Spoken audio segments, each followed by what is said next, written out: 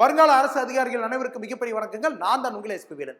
இந்த வீடியோல ரொம்ப முக்கியமா நமக்கு ஐஎன்எம் அப்படின்ற ஒரு டாபிக்ல கண்டிப்பா ஒரு கொஸ்டின் வரும் அப்படின்னு நினைக்கக்கூடிய இந்த மூவ்மெண்ட்ஸ் அப்படின்றது நிறைய நடந்திருக்குல்ல, நிறைய இயக்கங்கள் நிறைய தலைவர்கள் உருவாக்கப்பட்டிருக்குல்ல, அதை டீட்டெயிலா பார்க்க போறோம் வரக்கூடிய எக்ஸாமுக்கு ஏற்ற மாதிரி. ஸோ இந்த வீடியோ அப்படின்றது போறதுக்கு முன்னாடி வீடியோக்கு ஒரு லைக் ஒன்று பண்ணி விட்டுருங்க. அது மட்டும் இல்லாமல் இந்த வீடியோட லிங்கை உங்களை மாதிரி படிச்சு எல்லா நண்பர்களுக்கும் ஷேர் பண்ணி உடனே இந்த வீடியோ அப்படின்றத பார்க்க சொல்லுங்க. ஸோ ரொம்ப முக்கியமா நமக்கு ஃப்ரீடம் மூவ்மெண்ட்ஸ் இன் இந்தியா அப்படின்னு கொடுத்துருக்காங்க. அதாவது நம்ம சுதந்திர இந்தியா அப்படின்றது சுதந்திரம் அடைகிறதுக்காக யார்ட்டு சுதந்திரம் அடைகிறதுக்காக பிரிட்டிஷ் கவர்மெண்ட், அதாவது ஆங்கிலேய அரசாங்கம், அதுக்கு முன்னாடி ஆங்கிலேய கிழக்கிந்திய கம்பெனி, இந்த மாதிரி ஆங்கிலேயர்கள்ட்ட இருந்து சுதந்திரம் அடைகிறதுக்காக என்ன மாதிரியான இயக்கங்கள் தொடங்கினாங்க, அது மூலியமா என்ன போராட்டங்கள் உருவாக்குனாங்க, அதை யார் தொடங்கினா, எந்த வருஷம் தொடங்கப்பட்டுச்சு. ஏன்னா எப்படி நம்ம படிக்கணும் அப்படின்னா டீட்டெயிலா தெளிவா படிக்கணும். அதாவது ஒரு போராட்டம் இருக்குதா, அது எந்த வருஷம், யார் தொடங்கினா, எதுக்கான போராட்டம் அது அப்படின்றத நம்ம படிக்க வேண்டியிருக்கு. அதை மாதிரி இப்போ இந்த வீடியோ அப்படின்றத நம்ம பார்க்க போறோம். இப்போ ஃபர்ஸ்ட் பார்க்கும்போது நமக்கு ரொம்ப முக்கியமானதா சொல்லணும் அப்படின்னா நமக்கு 1857 கிரேட் ரிவோல்ட் அப்படின்னு சொல்லக்கூடியதான். ஓகே, 1857 பெருங்கலகம் அப்படின்னு சொல்லுவாங்க. பெருங்கலகம். ஓகேவா, இந்த பிடிஎஃப் அப்படின்றது வந்து பார்த்தீங்கன்னா நம்ம வந்து இங்கிலீஷ்ல வந்து இந்த மாதிரி டைப்ல இருக்கு. நான் வந்து இங்க கையால எழுதுறேன். இந்த எழுதப்பட்ட பிடிஎஃப் அப்படின்றத நம்ம வீடியோ கீழே veranda.racinstitute.in நம்ம லிங்க்ல வச்சிருக்கிறேன். அந்த ஃப்ரீ டவுன்லோட்ஸ்ல டிஎன்பிசி ஆர் எஸ்எஸ்சி கொடுத்து நீங்க ஆல் எஸ்பி வீரன் கிளாஸஸ் பிடிஎஃப் அப்படின்ற ஃபோல்டர்ல போனீங்க அப்படின்னா ஃப்ரீடம் மூவ்மெண்ட்ஸ் இன் இந்தியா அப்படின்னு ஒரு ஃபைல் இருக்கும். அதை டவுன்லோட் பண்ணி பிரிண்ட் அவுட் பிடிச்சோம். எழுதப்பட்ட பிடிஎஃப் அப்படின்னு நான் கொடுக்குறேன். சரியா?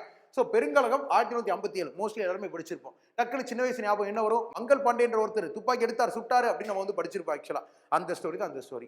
ஏன் சார் மற்ற எல்லாத்தையும் கழகங்கள்னு சொல்லி சொல்றோம், இது பெருங்கலகம் சொல்லி சொல்றோம் அப்படின்னா இப்போ நமக்கு கோல் கிளர்ச்சி, சந்தா கிளர்ச்சி, இண்டியோ கிளர்ச்சி இந்த மாதிரிலாம் படிச்சிருக்கோம். அப்ப இதெல்லாம் ஒரு பகுதியில அந்த பிரச்சனை என்னவோ அதுக்காக மட்டும் நடந்திருக்கு.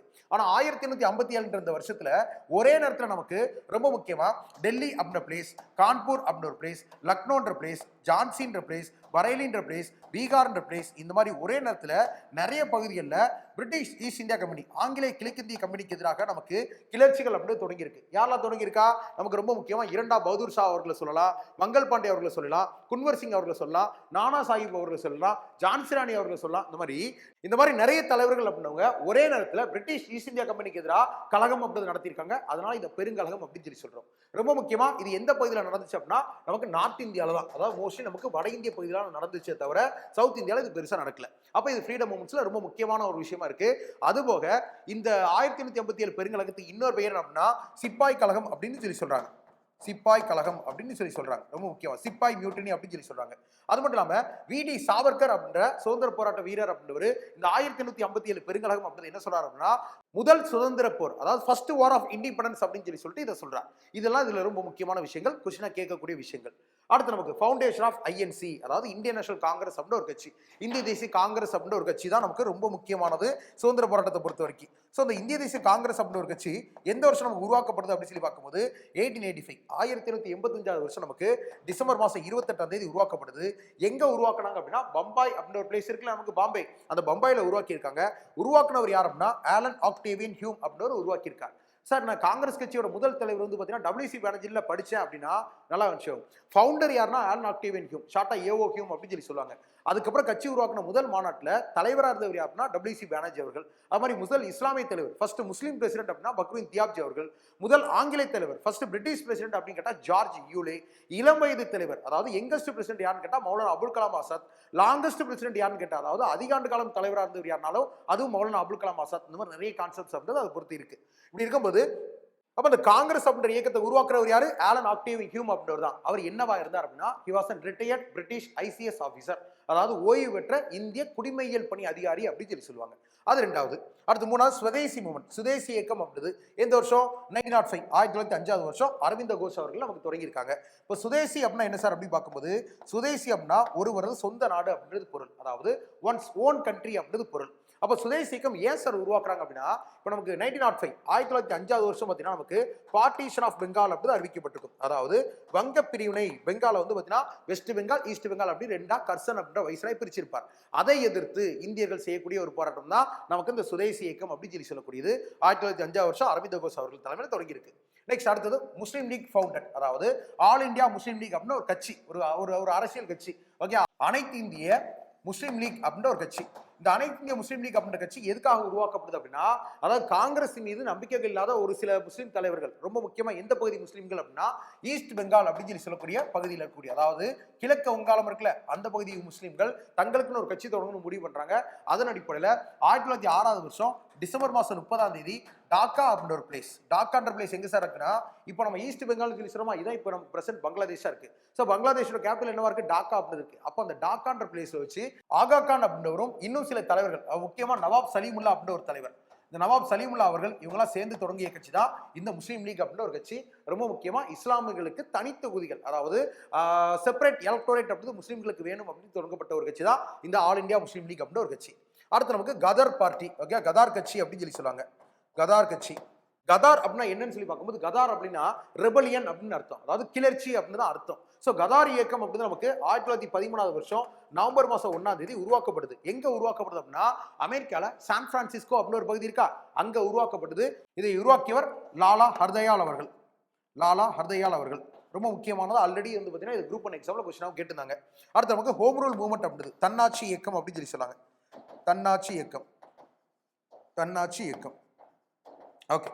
தன்னாட்சி இயக்கம் எதுக்காக அப்படின்னா, இப்போ நமக்கு 1914 இருந்து 1918 காலகட்டத்தில் நமக்கு ஃபர்ஸ்ட் வேர்ல்டு வார் அப்படின்றது நடந்துச்சு. அதாவது முதலாவது உலகப் போர் அப்படின்றது நடந்துச்சு. அந்த முதலாவது உலகப் போர் நேரத்தில் தன்னாட்சி இயக்கம்ன்ற ஒரு இயக்கம் தொடங்கி இந்தியாவிற்கு நம்ம தன்னாட்சி வாங்கிடணும் அப்படின்னு சொல்லிட்டு அன்னி பெசன்ட் அவர்கள் மற்றும் பாலகங்கா திலகர் அவர்கள் இவங்கெல்லாம் சேர்ந்து தொடங்கிய ஒரு இயக்கம் தான் நமக்கு தன்னாட்சி இயக்கம் அப்படின்னு சொல்லி அழைக்கக்கூடியது. இந்த தன்னாட்சி இயக்கத்தோட ஐடியாவை ஃபர்ஸ்ட் யார் சொல்லியிருந்தா, அதாவது பார்த்தீங்கன்னா அன்னி பெசன்ட் அவர்கள் தான் இந்த ஐடியா அப்படின்றது கொடுத்திருப்பாங்க. அவங்களுக்கு மிகவும் சப்போர்ட்டாக இருந்தவர் தான் பாலகங்கா திலகர் அவர்கள். அப்புறம் ஏன் சார் அவர் ஃபர்ஸ்ட் போட்டுக்கீங்க அப்படின்னு சொல்லி பார்த்தீங்கன்னா, இந்த தன்னாட்சி இயக்கம் அப்படி அறிவிச்சவங்க அன்னி பெசன்ட் அவர்கள். ஸோ பாலகங்கா திலகர் அதை வந்து ஃபர்ஸ்டே தொடங்குறாங்க. ரொம்ப முக்கியமா பம்பாய் மாநிலத்தில் இந்த பூனே பகுதி கீழே இருக்கக்கூடிய பெல்காம் அப்படின்ற ஒரு பிளேஸ் இதை ஃபர்ஸ்டே தொடங்குறார். அப்ப இது யார் ஃபர்ஸ்ட் தொடங்குறா, 1916 ஏப்ரல் மாசமே வந்து பார்த்தீங்கன்னா ஸ்டார்ட் பண்ணது ஃபர்ஸ்ட் பாலகங்கா திலகர் அவர்கள்.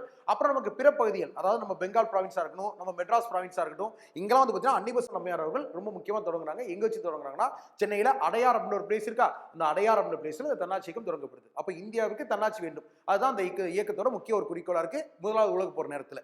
அடுத்து வந்து பார்த்தீங்கன்னா சம்பாரன் சத்தியாகிரகா, சம்பாரன் சத்தியாகிரகம் அப்படின்னு சொல்லி சொல்லக்கூடியது. இந்த சம்பாரன் சத்தியாகிரகம் அப்படிது இப்போ ஏன் இதுக்கு பேர் இப்படி சம்பாரன் சத்தியாகிரகம் அப்படின்னு வச்சிருக்காங்கன்னா, சத்தியாகிரகம் அப்படின்னு ஒன்று நடத்தியிருக்காரு யாரு, மகாத்மா காந்தியா. ஓகே, எந்த ஊர்ல நடத்திருக்கார், சம்பாரன் ஒரு ஊர்ல நடத்திருக்கார். அப்ப சம்பாரன் சத்தியாகிரகம் அழைக்கப்படுது. இந்த மாதிரிலாம் பேர் பார்த்தோன்னே முதல்ல இது எந்த ஸ்டேட் அப்படின்னு படிக்கணும். இது பீகார்ல இருக்கக்கூடிய ஒரு பகுதி. ஓகே, பீகார்ல சம்பாரன் ஒரு பகுதி இருக்கு. அங்க இருக்கக்கூடிய விவசாயிகளுக்கும் அங்க இருக்கக்கூடிய ஆங்கிலேய அதிகாரிகளுக்கு இடையில் பிரச்சனை. அதாவது கண்டிப்பா இண்டிகோ, அதாவது அவுரி அப்படின்னு சொல்லக்கூடிய நீங்க பயிரிடணும்னு சொல்லிட்டு அங்க இருக்கக்கூடிய விவசாயிகளை இங்களுடைய ஆங்கிலேய அதிகாரிகள் கட்டாயப்படுத்துறாங்க. அதற்கு எதிராக மகாத்மா காந்தியார் அப்படின்னு நமக்கு அங்கே போய் சத்தியாகிரகம் பண்றார், அதை வெற்றி அடைகிறார். இது எப்ப நடந்துச்சு அப்படின்னா 1917 மகாத்மா காந்தியார் அவர்களால் தொடங்கப்பட்டுச்சு. நெக்ஸ்ட் 1918 கேடா சத்தியாகிரகா, அதாவது கேதா சத்தியாகிரகம் அப்படின்னு சொல்லுவாங்க. கேதா சத்தியாகிரகம் அப்படி எதுக்காக அப்படின்னு சொல்லி பார்த்தீங்கன்னா, இப்போ கேதா அப்படின்றது ஒரு பகுதி. எந்த பகுதியில் இருக்கு, நமக்கு குஜராத் ஸ்டேட்ல இருக்கக்கூடியது இந்த கேதா அப்படின்ற பகுதி. இந்த குஜராத்தில் இருக்கக்கூடிய கேதான்ற பகுதியில் இருக்கக்கூடிய விவசாயிகளுக்கு பெரிய பஞ்சம் அப்படி ஏற்படுது. அதனால அந்த மக்களுக்கு வரி செலுத்த முடியல. ஆனா கண்டிப்பா வரி செலுத்தணும், கண்டிப்பா டாக்ஸ் பே பண்ணி ஆகணும்னு சொல்லி அங்க இருக்கக்கூடிய அதிகாரிகள் கட்டாயப்படுத்துறாங்க. அப்ப அந்த மக்கள் என்ன பண்றாங்க, காந்தியாரோட உதவி கேட்கிறாங்க.